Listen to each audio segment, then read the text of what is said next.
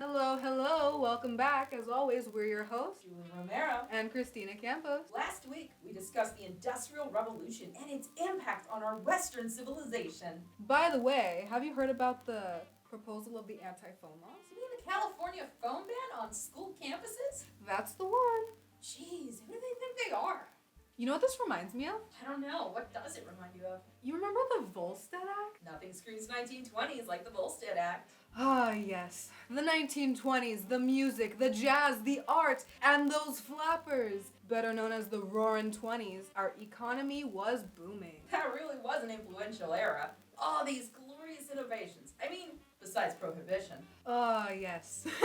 Prohibition. That thing that made its way into the Constitution as the 18th Amendment. You know, the Constitution, that document that's supposed to give us rights to the people. Well, the 18th Amendment actually took something away from us citizens. What is Prohibition exactly? Well, prohibition is having something that's taken away from you. So, I had my phone, and my parents walked up to me and took it away. Well, then you have your phone rights prohibited. Oh no, anything but that. So in the 1920s, imagine this, but with alcohol. So I think the thing is here, a lot of people don't realize that back then, alcohol was actually a really big part of the culture. You know, partying, going out, swing dancing, jazz, it was all incorporated in the culture. And when you have one big thing like alcohol taken away, it takes away a really big part of that. A lot of soldiers had just come back from the war. This is like 1920s, only a couple years after World War I. And to suddenly come home and then a couple years later be told, no, you can't. And it's so much bigger than this too because it was written in the Constitution. So as you can imagine, people were fired up over this. Speakeasies were these underground places where alcohol was served. People had to speak quietly. They had to speak easy. Get it? It led to bootlegging, which is the illegal production and selling of liquor, which leads me to a really interesting figure, I believe. He was one of the biggest bootlegger. He was an American lawyer named George Remus. So he saw clients who were making part of the bootlegging industry. They were becoming incredibly wealthy. After seeing this, he decided to become a bootlegger himself, and he used his knowledge of the law to escape punishment. How did he do this? Well, Mr. Remus actually found a loophole in the Volstead Act, which said that one could legally obtain alcohol from distilleries and pharmacies to produce bonded liquor for medical usage. He then would have the boys hijack his liquor and sell it illegally. His intelligence and cunning abilities earned him the title King of the Bootleggers. You know who else that reminds me of? Who? Al Capone. So how did he do it? He resorted to bootlegging, prostitution, and illegal gambling. He took advantage of that hype of the Roaring Twenties, creating these illegal rings that people would go to and throw money at night after night. Do you remember when we talked about Mark Twain on the podcast a few weeks ago? Oh, that's right. Well, guess who's back? Mark Twain? Mark Twain's back, and he's against prohibition. He wrote a lot about it. He discussed how it wasn't practical. How do you think Mark Twain would react to this phone ban on school campuses?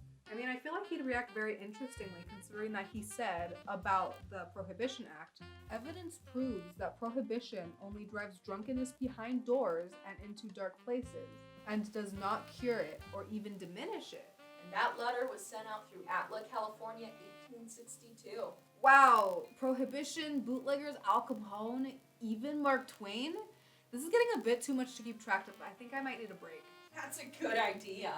In the meantime, consider Mark Twain's quote. Why is it important? And how could it apply to the phone laws today? Hello, everybody. Welcome back to The Abyss. All history, all the time.